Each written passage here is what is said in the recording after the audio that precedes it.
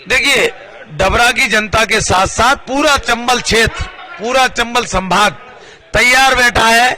ये भाजपा के कुशासन से त्रस्त है, चाहे युवा हो, चाहे मजदूर हो, चाहे व्यापारी हो, चाहे कर्मचारी हो, किसी को कोई राहत नहीं है।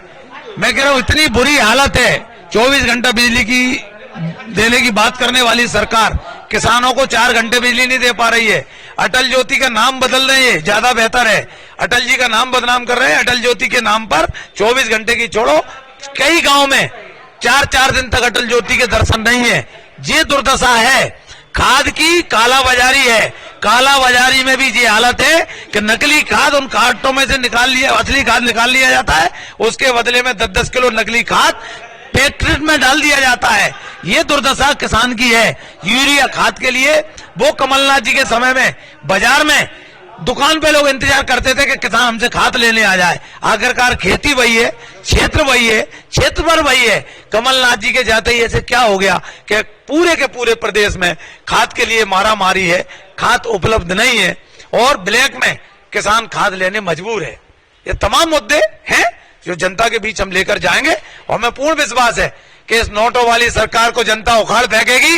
पुनः कमलनाथ जी के नेतृत्व में वोटों वाली सरकार मध्य प्रदेश में स्थापित होगी। एक जनप्रतिनिधि नाते में साथ साथ एक सेवक भी माने जाते हैं। कैसा रहा चुनाव? क्यों कहीं न कहीं कांग्रेस को बढ़त मिली, कहीं कुछ कमजोरी रही? नहीं, देखिए, कुल मिला के हमारे लिए बहुत अच्छे संदेश लेकर ये चुनाव आया है। एक 57 साल बाद बगैर सिंधिया जी की मदद के हमने ग्वालियर का किला फतेह किया। सिंधिया जी और नरेंद्र सिंह जी के गढ़ में, सिंधिया जी भी वहां से मंत्री हैं और नरेंद्र सिंह तोमर जी भी मंत्री हैं। उनके गढ़ में भी कांग्रेस को सफलता मिली, वहां भी महापौर कांग्रेस का बना, सभापति भी हमारा मुरैना में कांग्रेस का बना। किन्हीं कारणों से हम ग्वालियर सभापति बनाने में चूक गए और जहां हम नगर परिषद या नगर पालिका नहीं बना पाए, उसके भी हमको अच्छे संदेश और भविष्य की दृष्टि से वो हमारे लिए लाभदायक है, क्योंकि हम ऐसे जयचंदों को पहचानने में कामयाब रहे कि जिनके कारण हमको आने वाले समय में बड़ा धोखा हो सकता था। लेकिन उनकी सारी कहानी, सारी सच्चाई संगठन के सामने आ गई, जनता के सामने आ गई कि अभी भी कुछ जयचंद ऐसे बचे हुए हैं जो कांग्रेस में रहते हुए भाजपा का काम कर रहे हैं, भाजपा के एजेंट के रूप में काम कर रहे हैं। बहुत सारे नगर पालिका की बात की जाए तो छोटे चुनाव की बात की, पार्षद कहीं कांग्रेस के ज्यादा जीते हैं, तो फिर भाजपा का बनेगा, क्या हुआ? देखिए, ये सिर्फ धनबल और सत्ता बल, और ये आम जब चुनाव होगा, आप देखना, जब जनता का चुनाव होगा ना, तो कहीं कोई समझ में नहीं आएगा। और चाहे इतना अधिकारी कर्मचारी भाजपा के एजेंट के रूप में काम करे, लेकिन जनता से बड़ा कोई नहीं। जनता का फैसला सर्वोपरि है। हमें पूर्ण विश्वास है 2023 के साथ साथ 2024 में भी ग्वालियर चंबल संभाग एक बड़ा इतिहास लिखने जा रहा है। मध्य प्रदेश में 16 महापौर में से बीजेपी के पास 9 बचे हैं, 5 पे कांग्रेस है, 1 पे आम आदमी, 1 पे निर्दलीय। कहीं न कहीं कांग्रेस को महापौरों में एक बढ़त मिली है, क्या कहना चाहिए? देखिए, कांग्रेस को ये 5 बढ़त तो आपको दिख रही है।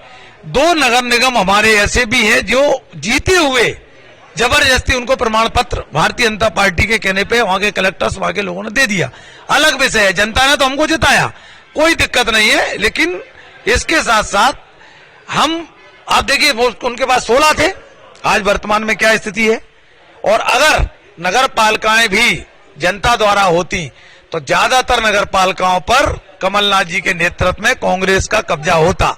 ये हम आपको विश्वास के साथ कह रहे हैं। हमारे साथ डबरा विधानसभा से सुरेश राय जी विधायक थे और लगातार इनकी विधानसभा क्षेत्र में अच्छी जमीनी स्तर पकड़ मानी जाती। देखना होगा 2023 के विधानसभा चुनाव में, लोकसभा चुनाव में कितना डबरा क्षेत्र दम लगाता है कांग्रेस पार्टी के लिए। राजधानी समाचार न्यूज की रिपोर्ट, भोपाल कांग्रेस कार्यालय। Subscribe now and press the bell icon. Never miss an update.